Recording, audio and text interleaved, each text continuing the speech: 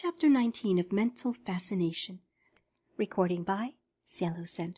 Mental Fascination by William Walker Atkinson. And now I've reached the part of my subject in which I must speak of the power of the eye to convey mentative force. Owing to some law of nervous mechanism not fully understood as yet, the eye is one of the most effective mediums for the passage of mentative currents from one person to another. I shall not attempt to indulge in any special theory on the subject, but shall proceed to the description of the facts of the case. I may add, however, that advanced occultists inform us that portions of the human brain, during a manifestation of strong emotional effort or exercise of will, resembles an incandescent surface, glowing and phosphorescent, and that also there are seen great beams of this incandescent energy streaming out from the eyes of the person and reaching the mind of other persons.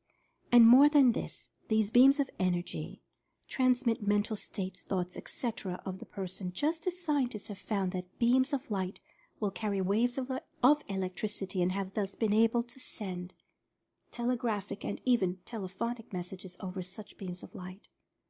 Mentative beams of energy. One who has mastered the fascination of the eye is able to convey most readily to others the mentative currents which tend to produce similar mental states by mentative induction, as explained elsewhere in this book and in Mental Magic. If you will but remember the above illustration of the beam of light along with the electric and magnetic currents travel, and will form a mental picture of these mentative beams from the eye, you will understand the process much better, and you will at the same time tend to give to your own mentative beams a substantial reality along the lines of visualization. That is, when you wish to use these mentative beams, you should imagine them as actually existing in full force and reality. This will tend to give them a material reality, and thus render them a highly efficient medium for the passage of your mentative currents. The fascinating gaze. And now right here is the best place to instruct you in the proper use of the eye in what has been called the magnetic gaze, but which would be more properly styled the fascinating gaze. There has been much nonsense written on this subject, and in some of my own earlier writings I gave directions along these lines, which I'm now able to replace with more approved methods and later discoveries coming from the study and experimentation of myself and others along these lines. I am willing to improve upon my own methods as well as upon those of others. I have no false pride upon this subject, and if tomorrow I find that I can improve upon my work of today, I will do so and give my students the benefit of the change, instead of stubbornly sticking to it just because I had once stated a theory, fact or result. There is no standing still in scientific work. He who stands still really goes backward. The former method. The former instructions regarding the magnetic gaze told the student to concentrate his gaze at the root of the nose of the other person, that is, right between his two eyes. Now this was all very well, but there is a far better plan. This focusing the gaze between the eyes of the other person really results in crossing your gaze and thus robbing it of a portion of the direct electromagnetic power that it possesses. You may prove this by holding up a pencil before your eyes and focusing your eyes upon it as you draw it nearer and nearer to your eyes.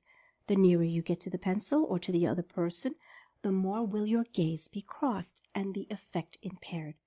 A gaze from a pair of crossed eyes is not nearly so fascinating as one from a pair of straight eyes, giving out a direct, forceful impression. The new method. The new fascinating gaze is performed as follows. You do not focus your gaze at a point between the two eyes of the other person, but instead you gaze directly and straightly into his two eyes with your two eyes. You will find this difficult and tiring if you perform it in the ordinary way, and herein lies the secret. Instead of focusing your eyes upon his, as if you really wished to see the color of his eyes, you might so focus your eyes that you are really gazing through him, as if he were transparent and you wish to see something beyond him. A little practice before a mirror will show you what I mean better than I can explain it to you in words. Practice at gazing through objects will aid you in acquiring this gaze. Try, for instance, focusing your eyes upon the wall opposite you as you raise your eyes from this page. Then as you look at the wall, slowly pass your hand before your eyes at a distance of about 2 feet, but don't change your focus. Don't see the hand plainly, but keep your gaze focused on the wall as if you could see it through the hand. How to practice. This gaze must not consist of a blank, vacant, stupid state, but must be intense and earnest. Practice on objects as above stated, and with your mirror will aid you in perfecting the gaze. It will help you if you have some friend with whom you can practice. The effect upon others. The other person will not be aware that you are not seeing him and are gazing through him. To him it will appear that you are giving him a very deep, intense, steady, earnest glance. He will see your pupils dilate as they always do when looking at a distant object, and your expression will be one of calm, serene power. It does not tire the eyes. And another important point about this gaze is that you may maintain it a long time without tiring the eyes and without the eyes watering or blinking. You may outstare another person or animal in this way without fatigue, while the other's eyes grow tired and weak. So much is this true that the results of my own investigation of the subject have convinced me that the animals who manifest the fascinating gaze, as mentioned in the previous chapter, really focus their eyes beyond the object in just this way. If ever you get a chance to observe an animal fascinating another, you will see that I am right in this theory. The scientific explanation. This gazing through the other person is accomplished by a certain accommodation of the eye, as oculists and opticians call it, and while you are performing it, you cannot examine distinctly or see distinctly the eyes of the other person, because your focus is different. To show you why you're able to maintain this gaze such a long time without tiring your eyes, I would remind you of the case with which you may maintain the expression of being wrapped in thought, daydreaming, lost in a brown study, just thinking about things, etc., with which you all are familiar. In such a mental state, you're able to gaze into space for a long time without the slightest fatigue, while a few seconds focusing your eyes upon a nearby subject will tire them very much indeed. And then again, you know how long you are able to gaze at an object far out at sea, or far across the desert, or far down or across the mountain without tiring your eyes. The whole secret is that short-range focusing upon an object tires the eyes much more than does long-range gazing into space. This being the case, it will tire you far less seeing through a person than gazing at him and seeing him at a short range. Rules for practice. In practicing the maintaining of the gaze for a long time, I would advise against tiring the eyes by gazing at short-range objects. Better practice at gazing at distant objects until you're able to maintain the gaze a long time, as you will be able to do after a little practice. In fact, I advise you to practice the gazing into space, because proficiency in that will enable you to perfect the fascinating gaze.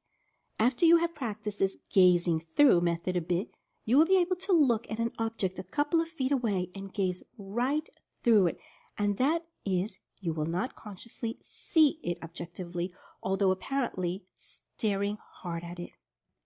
Make haste slowly.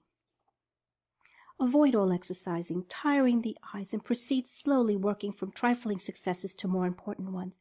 You will be surprised how a little intelligent practice along these lines will give you a penetrating glance, firm, earnest, and full of magnetism and fascination, without the slightest sense of strain, fatigue, or effort.